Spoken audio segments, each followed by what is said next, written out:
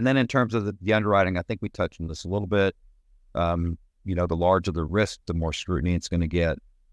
Better risk goes into, we're used to turn around in a few hours when we get quotes from the portal. Now the turnaround time is a little bit longer. We can probably still put 5 or 6 quotes out.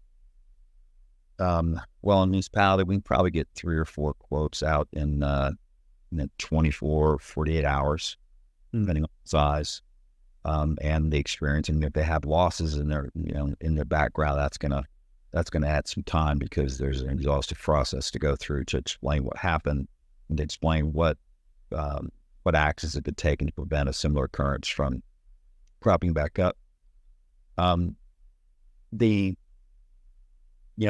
We talked about this a little bit before, the minimum security standards and the risk assessments, same thing. The MFA is really becoming, the leading indicator, becoming a real, it's a minimum requirement for a lot of markets, regardless of size. Now, they'll still underwrite you, a lot of them, if you don't have it, but they're going to put some sort of, you're going to have some sort of coverage limitation. Either they won't provide, some of them, if you don't have MFA on email, they won't provide the social engineering coverage. We have a few, if you don't have it, they'll restrict that coverage. We have a few markets that if you don't have MFA, they will sublimit your ransomware coverage. So instead of getting $1 million, you might get $250. And seeing how that's your largest exposure, you don't want that to happen. You need full limits for that. And the risk assessments are becoming more sophisticated. So we ran one 2 days ago or 3 days ago for one of our insureds, and it showed a port was open.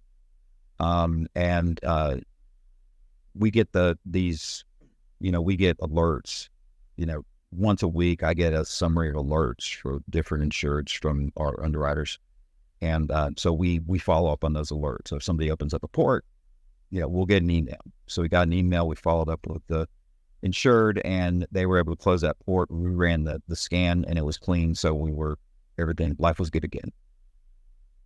One of the things that's happening in the marketplace now is that the industry, the cyber insurance industry, is taking a hard look at cyber war.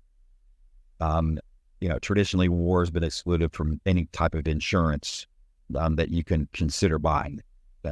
Because you can't underwrite, meaning you can't come up with frequency and severity estimates for war. So it can't be underwritten. Now there's some maritime coverage that can pick up some war exposure, but none of these policies can pick up war. And so the question has been, what about cyber war? So Lloyd's is the first market to come in, I think it was March, on all the renewing policies with Lloyd's, or you may not see Lloyd's on a policy, they may be behind the policy.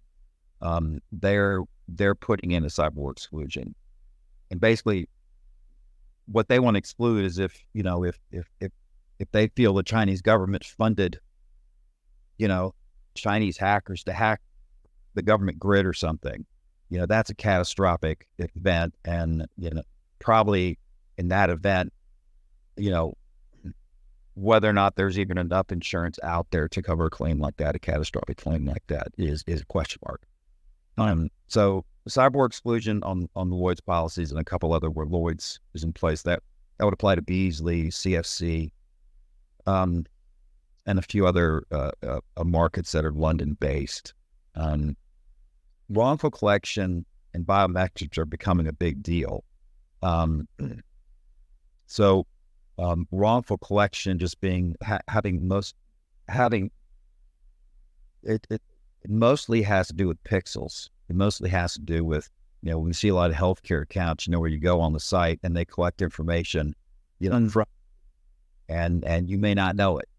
So, without your consent, they're collecting information on you, and they may resell, they can do whatever they want with it. So there have been some claims, some class actions that some lawyers are trying to get to stick, to hold folks accountable for this wrongful collection. So we're starting to see some exclusions for that, with some additional information. Some of the insurers can pick up the pixels on their vulnerability scans, Hmm. Tell us, hey, here's what we're seeing. We don't want to write this, or they need to fix this, or we're going to restrict coverage in some way, shape, or form. And then biometrics. There's also the policies are all going to have wrongful collection and biometric sublimits. So now almost all of our carriers they may limit, wrongful collection and biometrics exposure to, let's say, $100,000.